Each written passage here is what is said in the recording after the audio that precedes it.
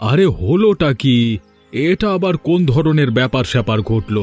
আরে আমাদের গ্রামের 2 দিন ধরে দেখছি সূর্য ডুবছে না, অন্যদিকে তোমাদের গ্রামে 2 দিন ধরে সূর্য উঠছে না। আর বলো না, আমার মা হলো রাতকানা মানুষ, সে রাতে চোখে দেখতে পায় না।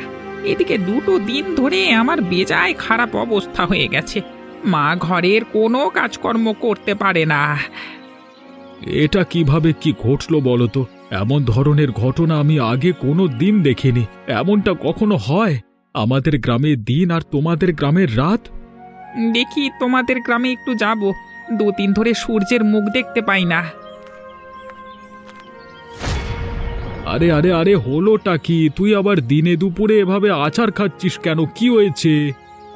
কি হয়েছে সেটাই তো বুঝতে পারছি না। আমি তোমাদের গ্রামে প্রবেশ করতে পারছি না তো, কেমন যেন এই মাঝখানে একটা বাধার মতো মনে হলো। এটা আবার কেমন কথা? তাহলে কি আমরা এক গ্রামের মানুষ অন্য গ্রামে প্রবেশ করতে পারবো না? মনে তো হয় না, মনে হচ্ছে 2 গ্রামের মাঝে অদৃশ্য একটা কাঁচের দেওয়াল তৈরি করে দেওয়া হয়েছে। কি যে করব, মাথায় কোনো কাজ করছে না। যা যা যা, তুই বাড়িতে যা, আমিও দেখি কি করা যায়। কোনো উপায় খুঁজে পেলে আমাকে বলিস। ওমা, আর তো ভালো লাগছে না। রাত হচ্ছে না কেন? এত বড় দিন আমি কোনো দিন দেখিনি, আমি ঘুমাতেও পাচ্ছি না। ঘুমোতে পারছিস না মানে? যা ঘরে গিয়ে ঘুমিয়ে থাক। না ঘুমানোর কি আছে এখানে? আমরা কি ঘুমাচ্ছি না? তোর রাত ছাড়া ঘুমাতে কি মজা লাগে নাকি? রাত ছাড়া ঘুমাতে গেলে মনে হয় দিনেই ঘুমিয়ে আছি। এত আলো সহ্য হয় না, এমন হলো কেন মা? কি জানি কার নজর পড়েছে আমাদের গ্রামের উপরে। হয়তো কোনো অভিশাপ লেগেছে। শুনেছি আমাদের পাশের গ্রামে নাকি 2 দিন ধরে রাত। 2 দিন ধরে রাত মানে? তাহলে তো খুব মজা। আমি দিনে এখানে থাকবো আর রাতে গিয়ে ও গ্রামে ঘুমিয়ে থাকবো। হ্যাঁ হয়েছে। তুমি যে কিভাবে ঘুমোবে সেটা জানা নেই। 2 গ্রামের মধ্যে এক অদৃশ্য দেওয়াল রয়েছে। ওই দেওয়াল পেরিয়ে এই গ্রামের মানুষ অন্য গ্রামে বা অন্য গ্রামের মানুষ এই গ্রামে প্রবেশ করতে পারছে না। তাহলে কি হবে মা? আমাদের গ্রামে আর কখনোই কি রাত আসবে না? আমাদের গ্রামটা এমন হয়ে গেল কেন? যদি রাত না হয় তাহলে সূর্যের তাপে আমাদের সম্পূর্ণ গ্রাম ধ্বংস হয়ে যাবে। জানি না রে বাপ, আমাদের কপালে যে কি আছে কে জানে। তবে উপরওয়ালা যা করেন আমাদের ভালোর জন্যই করেন। এদিকে আমার একটুও ভালো লাগছে না, আমি ঘুমাতে পারছি না। 2 দিন ধরে আমার মাথা চক্কর দিচ্ছে, শরীরটা মনে হচ্ছে অসুস্থ হয়ে চলেছে। এই যা তো এখান থেকে ঢং করিস না। এমনিতে আছে এক যন্ত্রণায়, তা অন্যদিকে একের পর এক যন্ত্রণা দিয়েই চলেছে আমাকে। অরেঞ্জ, ও অরেঞ্জ, ওই গেলি তুই? এদিকে আয়, আমাকে একটু বাইরে নিয়ে যা। আমি যে কিছুই দেখতে পাচ্ছি না।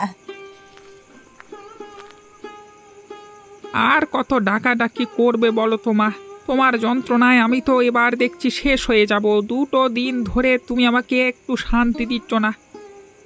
বুড়ো হয়ে গেছি বলে এখন বোঝা হয়ে গেছি, তাই না? যখন আমি সুস্থ ছিলাম তখন তো তোকে লালন পালন করে বড় করেছি, এখন আমাকে বোঝা ভাবছিস? এই তোমার এক কথা, সারা দিন রাত শুধু এই এক কথাই বলো। তুমি চোখে দেখতে পাও না, তুমি চুপচাপ বসে থাকো। তোমার এই এত বাইরে বের হওয়ার কি দরকার? দেখতেই তো পাচ্ছ গ্রাম একটা ঝামেলার মধ্যে আছে। ঝামেলার মধ্যে তুই কি একা আছিস নাকি? গ্রামের অন্যরাও তো আছে। তোর এত সমস্যা কোথায়? হয়েছে তো, এখন আর এমন কথা বলো না। চলো, কোথায় যাবে তুমি? চলো, তোমাকে আমি নিয়ে যাচ্ছি। তারপর রান্না বান্না করতে হবে, তোমাকে খাবার দিতে হবে। যা একটা কাজ করেছেন না আপনি, আপনার জবাব নেই। আপনি এত ভালো একটা কাজ করতে পারবেন আমার কখনো বিশ্বাস হয়নি। আমি তো আগেই বলেছিলাম, আমার শক্তি সম্বন্ধে কখনোই সন্দেহ প্রকাশ করবে না। আমার শক্তি সম্বন্ধে কারোর কোনো ধারণাও নেই।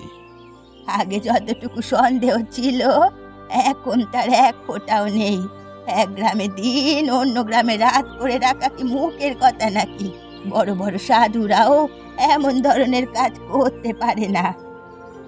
এবার বলো, তুমি খুশি হয়েছো কিনা? যদি তুমি খুশি হও তাহলে এবার আমার দক্ষিণাটা আমাকে দিয়ে দিতে পারো। আমি এমনি এমনি ঝুঁকি নিয়ে এত বড় একটা কাজ তো করিনি, তাই না? আরে আপনার টাকা নিয়ে কি আমি পালিয়ে যাচ্ছি নাকি? আমি তো বেশ মজা পাচ্ছি। 2 গ্রামের মানুষ কেমন নাস্তানুবোধ হয়ে গেল। আপনাকে আমি অবশ্যই টাকা দেব, টাকার সাথে বকশিসও দেব। আপনি আমাকে খুশি করে দিয়েছেন। তাহলে তো আর কথাই নেই। ভাগ্যিস আপনার দেখা আমি পেয়েছিলাম, তাই এমন একটা কাজ করবার সৌভাগ্য আমার হলো। না হলে শুধু শুধু এমন কাজ করে কোনো লাভই তো আমি পেতাম না। এই কথাগুলো তো আমার বলা উচিত। আমি চেয়েছিলাম এই 2 গ্রামের মানুষদের সাহায্য করতে। এবার আমি ভালোভাবে সাহায্য করতে পেরেছি আপনার মাধ্যমে। এবার দেখুন ধীরে ধীরে কি হয়। 2টো গ্রাম ধ্বংসস্তূপে পরিণত হবে। দিন ছাড়া রাত কোনোভাবেই সম্ভব নয়। আমি তো চাই, এটাই চাই। এদিনের অপেক্ষাতে কতদিন ধরে ছিলাম। এবার আমি ওদেরকে হাড়ে হাড়ে বোঝাবো দুঃখ কষ্ট কাকে বলে। আমাকে অপমান করার সাহস ওরা আর কোনোদিন পাবে না। আমি চাই এ 2 গ্রামের মাঝে শুধু আমি বেঁচে থাকবো, আর কেউ নয়।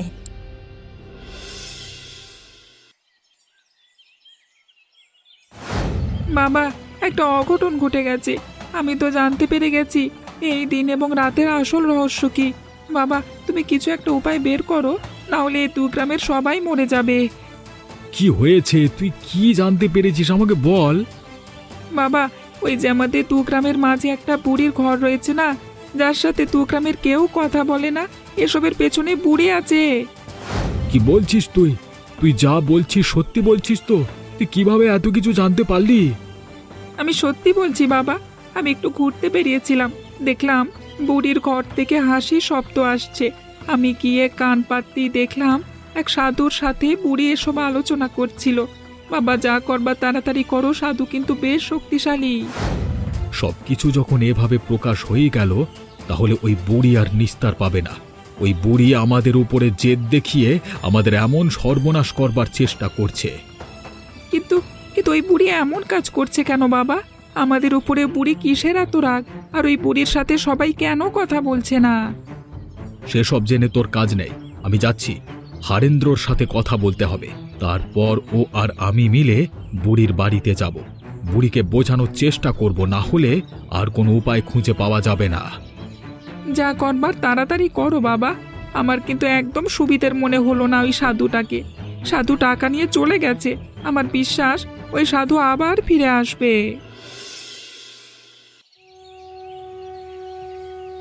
দেখো বুড়িমা, তোমার সাথে আমরা কিছুই করিনি। যারা করেছে তারা এখন অনেকেই বেঁচে নেই। তবুও তুমি আমাদের উপরে এখনো রেগে আছো কেন? রেগে থাকবো না তো কি? তোরা আমার কোনো কাজে লাগিস? আমি এখানে একা একা থাকি। আমার কত সাহায্যের প্রয়োজন হয়, কেউ আমার সাথে দুদণ্ড কথা পর্যন্ত বলে না। কথা বলো না, কারণ তুমি রাগারাগি করো। গ্রামের মানুষজন তোমাকে ভয় পায়, সেই কারণে তোমার এই দিকটায় কেউ আসেও না। তাই বলে তুমি আমাদের গ্রামের এমন ক্ষতি করবে? এমন ক্ষতি করবে মানে? আমি আবার কি ক্ষতি করলাম? আমি গ্রামের কোনো ক্ষতি করিনি। ক্ষতি তুমি করেছো কিনা করনি তা আমরা ভালোভাবেই জানি। আমরা সমস্ত সত্যিটা জেনে গেছি। দয়া করে তুমি আর অস্বীকার করো না। তোরা কিন্তু আবারও আমাকে অপমান করছিস, আবারও মিথ্যে বদনাম দিচ্ছিস আমাকে। আমি বলছি এর ফল কিন্তু ভালো হবে না। আমি একবার সমস্ত কিছু মেনে নিয়েছি, আর একবার যে মেনে নেব এমনটা ভাবিস না। আর বুড়িমা, তুমি অযথাই রেগে যাচ্ছ। আমরা তো তোমার সাথে এখানে তর্ক করতে আসিনি, তোমার সাথে নিশ্চিন্তে দুটো কথা বলতে এসেছি। দেখো তো গ্রামের অবস্থা। একটি গ্রামে সূর্য উঠছে না, আরেকটি গ্রামে সূর্য ডুবছে না। এমন ধরনের কাহিনী আগে কখনো কেউ দেখেছে? আশ্চর্য, তোরা বারবার একই কথা কেন বলছিস? কি হয়েছে না হয়েছে সে তো আমি দেখতেই পাচ্ছি। আমাকে বলবার কি আছে? আমি এসবের সাথে জড়িত নই। তোরা এখান থেকে চলে যা, চলে যা বলছি। আমাকে একাই থাকতে দে। তুমি একা থাকবে কেন? তোমাকে সবাই ভয় পায় বলে তোমার সাথে কথা বলে না বলে? তা বলে তুমি যে আমাদের গ্রামের বাইরের লোক তা তো নও। আমি আর একটা কথাও শুনতে চাই না। যাবি তোরা এখান থেকে, যাবি? নাহলে এই লাঠি দেখেছিস, এই লাঠি দিয়ে পিটিয়ে তবে তোদেরকে বিদায় করব।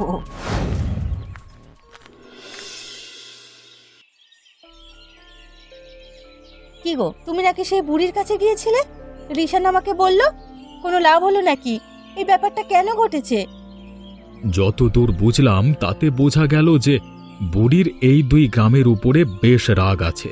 তাই বুড়ি কোনো এক সাধুর সাহায্যে আমাদের এই দুটো গ্রামকে এমন করে দিয়েছে। তাহলে কি এই দুটো গ্রাম আবার আগের মতো করা সম্ভব হবে না? মনে তো হলো না। আমি আর হারেন্দ্র মিলে বুড়িকে অনেক বোঝানোর চেষ্টা করেছি, তবে বুড়ি শুনতে নারাজ। তিনি কোনোভাবেই আমাদের কথা বুঝতে চাইছে না। এ কি বলছো তুমি? আমার তো ভয় লাগছে। যদি এমন চলতে থাকে তাহলে তো গ্রামের কেউ বেঁচে থাকবে না। তোমরা কেউ কোনো চিন্তা করো না, দেখবে আমি সব কিছু ঠিক করে দিয়েছি। শোনো ছেলের কথা, আমরা নিজেরাই ঠিক করতে পাচ্ছি না। আমাদেরকে বুড়ি লাঠি দিয়ে তাড়া করেছে, ও নাকি এসব ঠিক করবে। তুমিও না ছেলেটার কথা ধরে নিয়েছো। ও এসবের কিছু বোঝে নাকি? ও যে বলেছে এটাই তো অনেক। আমি কিন্তু এমনি এমনি বলিনি, আমি কিন্তু সত্য কথাই বলেছি। আমি সব কিছু ঠিক করব, তোমরা দেখে নিও। ওই সাধুকে আমি চিনি, ওই সাধুকে যদি একবার আমি পাই না তাহলে নাস্তানাবুদ করে দেব। অনেক কথা হয়েছে, এবার যাও দুজনে হাত মুখ ধুয়ে এসো, খাবার দেব।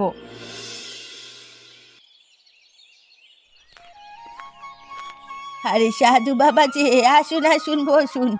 আমি তো আপনার অপেক্ষায় করছিলাম। কত কি ঘটে গেল, আপনি তো কিছুই জানেন না। সে কি, আবার কি ঘটে গেল? নতুন কোনো কাহিনী ঘটেছে নাকি? তা নয় তো কি, গ্রামের সবাই জেনে গেছে যে এ কাজ আমি করেছি। তবে আমি অস্বীকার করেছি। সবাই আমার কাছে এসেছিল, আমি তাদের তাড়িয়ে দিয়েছি। ওদের ওই বিপদে পড়া মুখটা দেখে আমার কতই না আনন্দ হচ্ছিল। যাক, তুমি যে অস্বীকার করেছো এটাই অনেক। কিন্তু ওরা যখন সন্দেহ করেছে, কোনো কিছু না জেনে সন্দেহ করেনি। আমাদের কথাবার্তা যে কোনোভাবে অন্য কেউ শুনে নিয়েছে। এ আবার শুনবে? আমার বাড়ির আশেপাশে কেউ আসতেই চায় না। সবাই আমাকে ডাইনি বলে, বলে আমি নাকি কালো জাদু করে বেড়াই। ধীরে ধীরে তোমার মনের সব দুঃখ কষ্ট দূর হয়ে যাবে। এ কি, আমার ঘটিটা গেল কোথায়? মাত্রই তো এখানে রেখেছিলাম। ঘটিতে বিশেষ জল রয়েছে। এ কি বে, পুচকে ছেলে, এই এই আমার ঘটি দে, ঘটি দে বলছি। তোর এত বড় সাহস, হ্যাঁ? আমার ঘটি চুরি করেছিস? তোকে আমি ছাড়বো না। ওকে ধরুন, ওকে আটকান, না হলে বিপদ হয়ে যাবে। আমরা যে মিথ্যে কথা বলেছি সেটা ধরা পড়ে যাবে। ওকে তো ধরতেই হবে। আমার ঘটি ওর কাছে রয়েছে, ঘটিতে বিশেষ জল রয়েছে, সেজন্যই আমার শক্তি। এখন কি হবে? সব কিছু তো আবার আগের মতো হয়ে গেছে। চিন্তা করবে না, ওই ছেলের কাছ থেকে আমি ঘটি এনে আবার এ গ্রামের রাত আর অন্য গ্রামে দিন করে দেব, চিন্তা করবেন না। এই ছেলে, এই, তোর এত বড় সাহস, হ্যাঁ? তুই আমার ঘটি স্পর্শ করেছিস? তোকে আমি অভিশাপ করে দিতে পারি, তুই জানিস? এখন তাতে আমার আর কোনো ভয় নেই। আমি এই দুই গ্রামকে আবার আগের মতো করে দিয়েছি, এই দুই গ্রামের দুশ্চিন্তা দূর করে দিয়েছি। তুই কিভাবে ভাবলি যে এতটুকু ছেলে হয়ে তুই এই সামান্য সমস্যা দূর করতে পারবি? ওই ঘটি আমাকে ফিরিয়ে দে। ও ঘটির জল দিয়ে আমি আবার এই গ্রামের রাত অন্য গ্রামের দিন করে দেব। আমি তো কখনোই হতে দেব না। এই ঘটির জল সব আমি ফেলে দেব, তারপর দেখব আপনি কিভাবে এই কাজ করতে পারেন। আমার সাথে চালাকি করিস না, তাহলে কিন্তু তোর এই কঠিন ফল ভোগ করতে হবে। বাচ্চা ছেলে বাচ্চা ছেলের মতোই থাক, বেশি বাড়াবাড়ি করিস না। তাহলে আপনি এই দুটো গ্রামের মানুষের এত ক্ষতি করছেন কেন? আপনি একজন সাধু মানুষ, আপনি তো গ্রামের মানুষদের সাহায্য করবেন, তাই না? অবশ্যই আমি সাহায্য করছি। ওই বুড়িকে আমি সাহায্য করছি, তার দুঃখ দুর্দশা দূর করছি। এতে তোদের সমস্যা কোথায়? দে, আমার ঘটি দে বলছি, ফিরিয়ে দে। আমি দেব না, বলছি তো আমি দেব না। কোনো কিছুর বিনিময়ে এই ঘটি আপনি পাবেন না। তবে রে, তাহলে তো তোকে এবার কঠিন শাস্তি দিতে হবে, পাকা ছেলে একটা। ছেড়ে দেন, ছেড়ে দেন বলছি। আমার বাবা যদি জানতে পারে না, তাহলে আপনাকে গ্রাম ছাড়া করবে, আর কখনোই গ্রামে ঢুকতে পারবেন না। আগে তুই আমার হাত থেকে বেঁচে দেখা তো। যখন ভালোভাবে বলেছিলাম তখন তো কানে ঢোকেনি। তোকে আমি অবশ্যই শেষ করে ফেলবো। আমার সাথে পাকামি করতে এসেছিলিস, তাই না?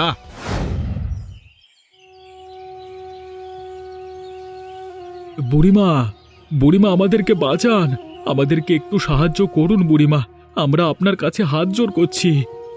কি হলো কি? আবার কোনো অঘটন ঘটিয়ে এসেছিস?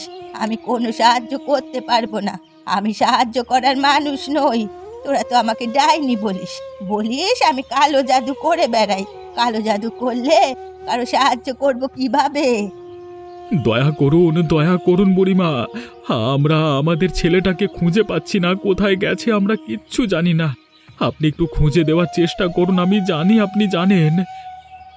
এখন খুব কষ্ট হচ্ছে তাই না?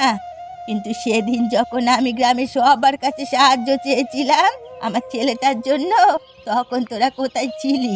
তখন তো আমাকে কেউ তোরা সাহায্য করতে এগিয়ে আসিসনি। কেন? আমি গরিব বলে? সে কি কথা বলছেন আপনি? আমি ঠিক কথাই বলছি। আমার ছেলেটা অসুস্থ, আমি সবার কাছে সাহায্য চেয়েছিলাম, কেউ আমাকে সাহায্য করেনি। সবাই আমাকে অলক্ষী অপয়া বলে তাড়িয়ে দিয়েছিল। শেষে আমার ছেলেটা মারা গেল। আমি কি কম দুঃখ পেয়েছিলাম? সে সবে তো কিছুই আমরা জানি না। আপনি শুধু শুধু আমাদের উপরে এমন জেদ দেখাচ্ছেন। দয়া করে বলে দিন আমার ছেলেটা কোথায়, আমি আমার ছেলেটাকে ছাড়া বাঁচবো না। বাঁচবি, অবশ্যই বাঁচবি, তোরা সবাই বাঁচবি। শুধুমাত্র বুকের ভিতরে তীব্র যন্ত্রণা নিয়ে বেঁচে থাকবি, যেমন আমি এতকাল ধরে বেঁচে আছি, আমার ছেলের স্মৃতিগুলো আঁকড়ে ধরে। আপনি কি মানুষ? একটা ছোট বাচ্চাকে পাওয়া যাচ্ছে না, কোনো অঘটন ঘটে গেলে আপনার ছেলেটার কথা তো একটু মাথায় আনতে পারেন। ওসব আমি পরোয়া করি না। যা, তোদের কপালে যা আছে তাই হবে। আমি কোনো সাহায্য করতে পারবো না, মানে পারবো না। তোরা যা এখান থেকে। হায় হায় রে, আমার কি সর্বনাশ হলো! আমার বাচ্চা, আমার সন্তান, নিশ্চয়ই এটা ওদের কাজ। রিশান, ওঠ বাবা, ওঠ। ওগো, এখন আমার কি হবে? আমার কোলের মালিক, আমার মালিক চলে গেছে, আমাকে ছেড়ে চলে গেছে। রিশান, তুই তুই আমাকে ছেড়ে চলে যেতে পারিস না বাবা, তুই আমাকে ছেড়ে চলে যেতে পারিস না।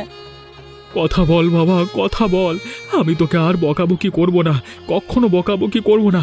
তুই যা বলবি তাই হবে, আমাদের একটু কথা শোন। যারা আমার কোল থেকে আমার সন্তানকে কেড়ে নিয়েছে, উপরওয়ালা তাদের বিচার করবে। আমি কাউকে ছাড়বো না, কাউকে রেহাই দেবো না। শান্ত হও গিন্নি, এর প্রতিশোধ আমি নেবই নেব। আমি কাউকে ছাড়ব না। আমার ছোট বাচ্চাটার উপর একটু দয়া মায়া হলো না ওদের? ও এমন কি কাজ করেছিল যার জন্য ওকে এমন শাস্তি পেতে হলো?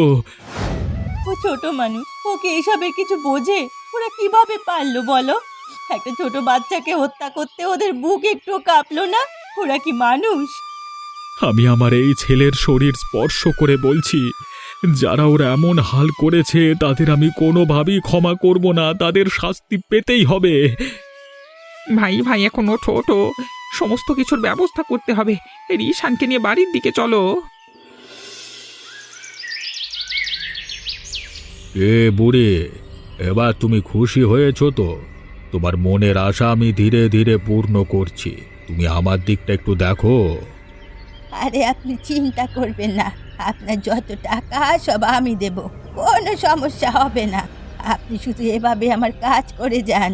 আমি এত খুশি এর আগে কখনো হয়নি। তুমি যদি চাও তাহলে আমি তোমাকে আরো খুশি করতে পারি। অবশ্যই চাই, আমি চাই এ দু গ্রামের একটা বাচ্চাও না বেঁচে থাকুক। সব মায়ের কোল কালি হোক। ওরা আজকে কান্নাকাটি করছিল, আমার যে এত পৈশাচিক আনন্দ হচ্ছিল কি বলবো।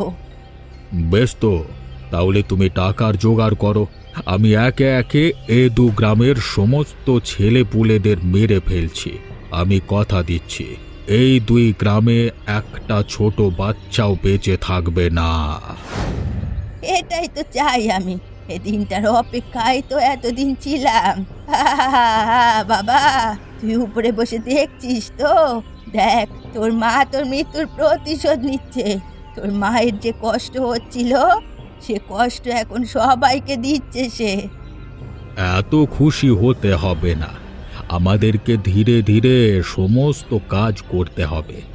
আজকে থেকে প্রতিদিন রাতে এ দু গ্রামের একটা করে বাচ্চা নিখোঁজ হবে এবং সেই নিখোঁজ বাচ্চাকে আমি বলি দেব। এতে তোমারও লাভ, আমারও লাভ, আমার স্বার্থ সিদ্ধি হবে। কোনো সমস্যা নেই, আপনাকে আমি সাহায্য করব প্রতিদিন একটা করে বাচ্চা ধরে দেওয়ার জন্য। প্রয়োজনে আমি ধরে নিয়ে যাব আপনার কাছে। সবাই বলে আমি নাকি ডাইনি, এবার আমি আমার ডাইনির রূপ এদের দেখাবো। তাহলে তো হলোই। তাহলে আমি বলির সমস্ত ব্যবস্থা করছি। প্রতিদিন একটা করে বাচ্চাকে হত্যা করতে হবে, তাহলে আমি আরো আরো শক্তিশালী হয়ে যাব। না না, এভাবে চলতে দেওয়া যায় না। আমি আমার ছেলেকে হারিয়ে ফেলেছি, আমি চাই না গ্রামের অন্য কারোর সন্তান এভাবে হারিয়ে যাক। সন্তান হারানোর যে কি কষ্ট সেটা আমি ভালোভাবেই বুঝতে পারি। কিন্তু এখন আমরা কি করব দাদা? ও সাধু যে বেশ শক্তিশালী, ওর সাথে আমরা কোনোভাবেই পেরে উঠব না। সাধুকে পরে দেখে নেব, আগে ওই ডাইনি বুড়ির একটা ব্যবস্থা করতে হবে। ওর মাথায় সমস্যা, ছেলেকে হারিয়ে পাগল হয়ে গেছে। কিন্তু ওই বুড়িকে তো আমরা মেরে ফেলতে পারি না, তাই না? অবশ্যই পারি। আমার ছোট বাচ্চাকে যখন ওরা রেহাই দিল না এবং গ্রামের সকল বাচ্চাদের যখন ওদের মারতে এত ইচ্ছে করছে, তখন এই বিকৃত মস্তিষ্কের ডাইনি বুড়িকে আমিও মেরে ফেলতে পারি। তুমি তাহলে তাই করো। আমরা আমাদের ছেলের শরীর স্পর্শ করে কথা দিয়েছি, যারা ওর এই হাল করেছে তাদের উপযুক্ত শাস্তি দেব। ওই ডাইনি বুড়ির এর চেয়ে ভালো উপযুক্ত শাস্তি আমি আর দেখছি না। আমি সিদ্ধান্ত নিয়েছি বুড়িকে জানে মেরে ফেলবো। ওর অন্য কোনো শাস্তি হতে পারে না। ও যদি বেঁচে থাকেও কোনো দিন শোধরাবে না। ওর মস্তিষ্ক পুরোটাই বিকৃত হয়ে গেছে। এতে অবশ্য আমার কোনো আপত্তি নেই, কিন্তু গ্রামের মানুষজন কি বলবে? তাছাড়া একটি জলজ্যান্ত মানুষকে এভাবে মেরে ফেলবো, এটা তো হয় না। ও মানুষ নয়, ও মানুষ হতেই পারে না। ও একটা ডাইনি, ডাইনিকে মেরে ফেলবার হুকুম রয়েছে। তোরা আমার সাথে থাকলে থাকবি, না হলে আমি একাই এ কাজ করব। আজকে ওই বুড়ির বাড়িতে আমি আগুন ধরিয়ে দেব। না না, এমন ধরনের কথা বলছো কেন? আমি তোমার পাশে থাকবো না কেন? অবশ্যই থাকবো। এই বুড়ির জন্য আমাদের দুই গ্রামের অনেক সমস্যা হয়েছে, অনেক সমস্যায় পড়েছে দু গ্রাম। আর নয়, আর নয়, চলো, যা সিদ্ধান্ত নিয়েছো সেটাই হবে, চলো।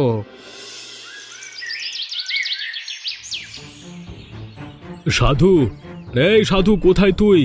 আজ কি তোর শেষ দিন, তুই বেরিয়ে আয়। কি হলো কি? তোমরা সবাই মিলে আমার আশ্রমে ভিড় করেছো কেন? আমার শক্তি সম্বন্ধে তোমাদের কোনো ধারণা নেই। অহংকার হলো পতনের মূল, এ কথাটা জানেন তো আপনি? এসব কথা আমাকে শেখাতে আসবার কোনো দরকার নেই। আমি হলাম সাধু, আমার ক্ষমতা অশেষ। আমি চাইলে এখনই তোমাদের সবাইকে জব্দ করতে পারি। তুই জব্দ করবার আগে এটা শুনে নে, ওই বুড়ি পুড়ে মারা গেছে। আর এই যে তুই তোর শক্তিকে টাকার জন্য ভুলভালভাবে ব্যবহার করছিস, এটার শাস্তি এখন তোকে পেতেই হবে। এত বড় কথা, এত সাহস নিয়ে এখানে এসেছিস তোরা? ঠিক আছে, দেখ তাহলে আমার শক্তি কতটুকু। এই যে ঘটি দেখছিস, এই ঘটির জন্যই তো তোর ছেলে মারা গেল। এ ঘটিতে এমন শক্তি আছে যে শক্তি দিয়ে তোদের সবাইকে আমি এখন শায়েস্তা করব। তাই নাকি? দাঁড়া, দেখাচ্ছি মজা।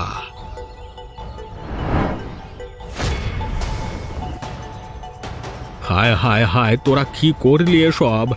আমার ঘটির জল তো সব পড়ে গেছে। এ ঘটির জলে তো আমার যত শক্তি, এখন আমার কি হবে? এখন যা হওয়ার তা অবশ্যই হবে। অবশেষে আমাদের গ্রামের ওপর থেকে কুদৃষ্টি চলে গেল।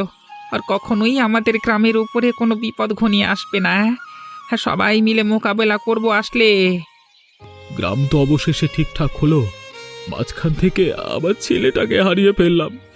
আমার ছেলেটা নিজের জীবন দিয়ে এই গ্রামকে সমস্যা মুক্ত করে দিয়ে গেল। তবে এখন থেকে এটাও নজরে রাখতে হবে যেন ওই বুড়ির ছেলের মতো আর কোনো ছেলে অসুখে পড়ে সাহায্য না পেয়ে মারা যায়, তাহলে প্রতিটা ঘরে এমন ডাইনির জন্ম হবে। গিন্নি একদম ঠিক কথা বলেছে। আমরা সবাই সবার খেয়াল রাখবো। এ দু গ্রাম এবার থেকে আর আলাদা থাকবে না, একে অপরের সাহায্য সব সময় করবে। এটাই যেন হয়। আর আমি অনুরোধ করব আমার ছেলের জন্য সবাই প্রার্থনা করুক, সবাই আমার ছেলেটাকে মনে রাখুক, সুখে শান্তিতে বসবাস করুক। এমনই মজার মজার গল্প দেখতে আমাদের চ্যানেলটিকে সাবস্ক্রাইব করতে ভুলবেন না।